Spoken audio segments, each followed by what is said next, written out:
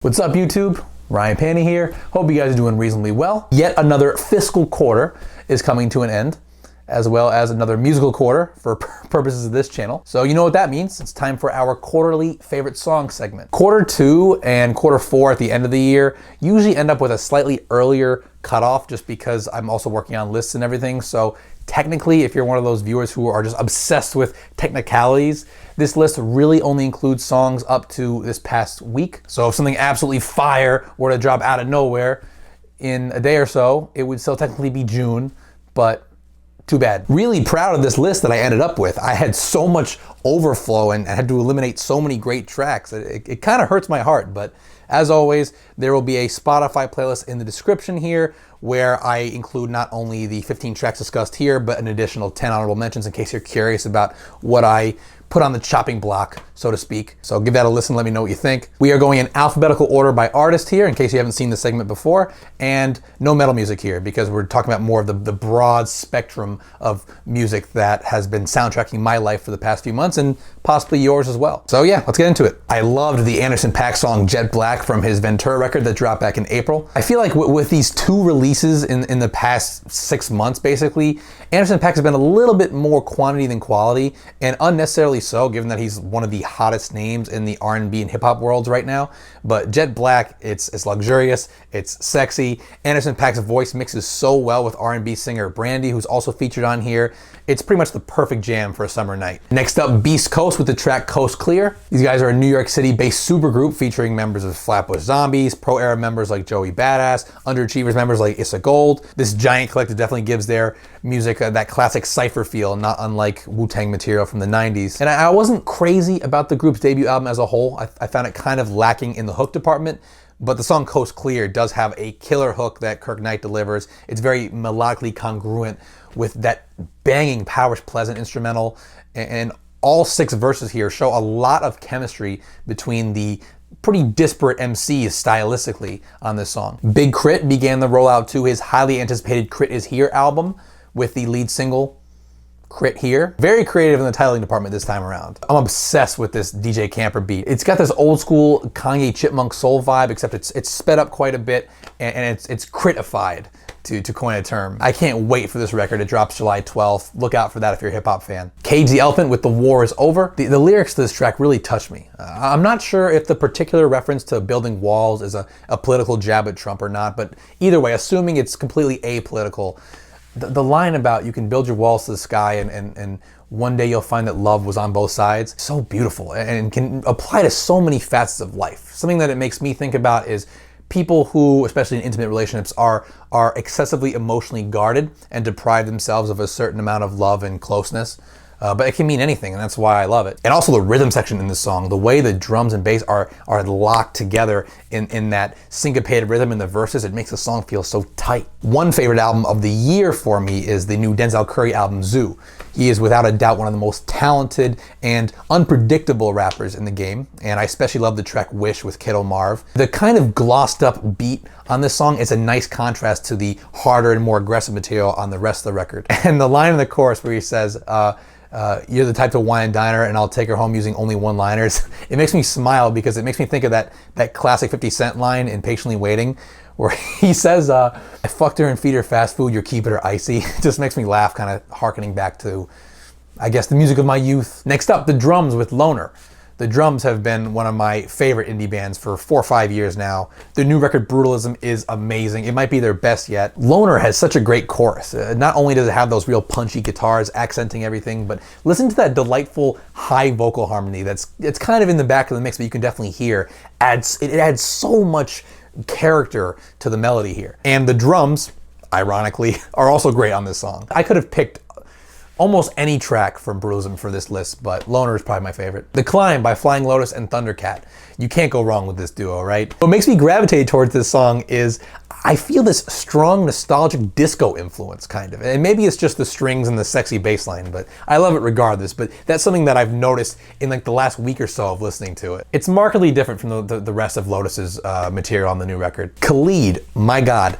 This dude's new record, Free Spirit, which for the record I did not expect to like at all, has literally my 3 favorite songs of the year so far. Literally, and a few other contenders as well. But, you know, my rule here is always only 1 track per artist, so I'm gonna go with the track 100 over Better and over Alive. 100 is so beautifully sung and so beautifully produced. I love that mixture of acoustic and electric guitar. And Khalid's lyrics about feeling down and discouraged and nibbled at by the parasitic Klingons around him, but still pressing on because he has 100 things to do today.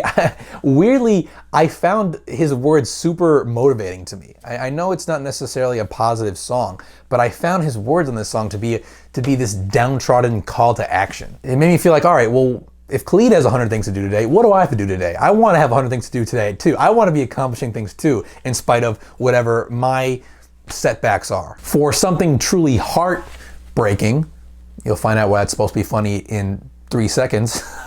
I've been turning to Mac DeMarco's Heart to Heart. The synth swells on this track just hit me right here. It made me feel so depressed. I don't know what it is. This track, sonically speaking, is so good for turning on the tears. And the percussion too, it almost feels like accompanying raindrops hitting your window on just a gray, miserable day. The fact that I listen to this song so much makes me feel a little bit masochistic, but it's just a good song. All My Friends, the new single from Madeon, who is one of my absolute favorite EDM artists, period. His 2015 record, Adventure, which was in my top 5 that year, is largely responsible for me being as open-minded and eventually as passionate about this genre of music. And I'm so proud of his growth on this new single. I've been anxiously awaiting new Madeon music since summer 2016, which was his last release, which was that collaborative single with Porter Robinson. And the fact that he was able to come back with something that's so different and so evolved from the material on Adventure and that single too, is very impressive. This song is laid back, it's super groovy, it's got this funky bass line that's especially prominent towards the end of the track. It's also driven by Madeon's own vocals, which is very cool. I mean, if it were up to me, this would be the song of the summer. Forget Drake and his like NBA championship singles or whatever. This is the one if it were up to me. I'm a huge fan of the Australian singer-songwriter Meg Mac. I actually used to intern at her label back in the day, and the title track to her new mini album, Hope, is just so dramatic and epic. I love the synth lines. I love hearing her voice in that low register in the verses, and then hearing it transition into her powerful upper register, her commanding upper register. I highly recommend you check out this mini album. 7 songs and well worth your time. The National's Quiet Light is a track that I love. I know it's old and because they performed it like a year ago, but I'm counting it. I've been a fan of frontman Matt Berninger's signature baritone vocals for years now. He continues to impress me here with just the unusual melodies that he chooses, and also his ability, which is highlighted on this song, to just dramatically drop his voice in pitch pretty much instantaneously. And please go read the lyrics to this song, even without the music, even if you're not a fan of this band sonically. His thoughts on loneliness and heartache and emotional adjustment will deeply move you, as they have moved me. PNB Rock with Stage Fright, one of the newer generation of hip-hop artists that I'm definitely giving a chance. This track is a unique one in his catalog. It's kind of this mumble rapper turned R&B singer ballad of sorts, which, by the way, the title of his album is Trap Star turned Pop Star, so that makes sense. Checks out. I love the snare drum on this beat. I actually love his auto-tune vocals, and I love his genuine and heartfelt lyrics about being in love, essentially, and having one person have this disproportionate impact on your feelings, which is essentially what love is, right? The idea that he's not nervous singing in front of 50,000 people, but the person he cares about gives him stage fright. I think that's really sweet. And I gotta give some love to a track off the Tyler, the Creator album, Igor, which is definitely one of the critical darlings of this spring release season. I'm gonna go with the single I Think, which is one of many shining examples on here of unique, creative, and genre-bending production. It's an album that's gonna be on a lot of year-end lists, I can already tell. And you know, with his lyrical authenticity, vulnerability, and stellar production, Tyler has earned it. This record and Flower Boy before it have kind of been this I told you so for Tyler fans who stuck with him through some of the lows of his career, like Cherry Bomb, which a lot of people didn't really like. And finally, we have Young Thug's The London single, a truly star-studded event with Young Thug, Travis Scott, and J. Cole all on the same track. Banging beat from producer T-, very melodic samples anchoring it, and just all three play their part perfectly. Travis Scott with a simple but effective hook. J. Cole with a verse that's, this might be a stretch, but arguably better than anything on his KOD album. In particular, I thought the hardest line on here when he says he did the math and a guest verse of his cost $2,000 every word, which of course is especially hard given that he's saying that during a guest feature. And of course, Young Thug with the predictably eccentric final say here. Also, what's funny about this track to me is I'm not sure if he's doing it ironically or in some sort of satirical way, but J. Cole's voice sounds weirdly good with auto-tune on it, like suspiciously good. It's got me thinking that like if people aren't going to give him the lyricist crown over Kendrick, which they never will, he might as well just become like the dopest mumble rapper of all time. That's an option for him at this point. So there you have it. I hope you guys enjoy these songs and hopefully agree with me on some of them. Again, check out the accompanying Spotify playlist in the description here. Mid-year list coming very soon. And as always, thanks so much for watching, guys. If you enjoyed this video and are not yet subscribed to my channel, please consider doing so by clicking right over here, as well as checking out any of the other content that I publish here on a weekly basis. Twitter, Instagram handle @RyanPandyMusic. Again, thank you so much for watching, and we'll see you soon.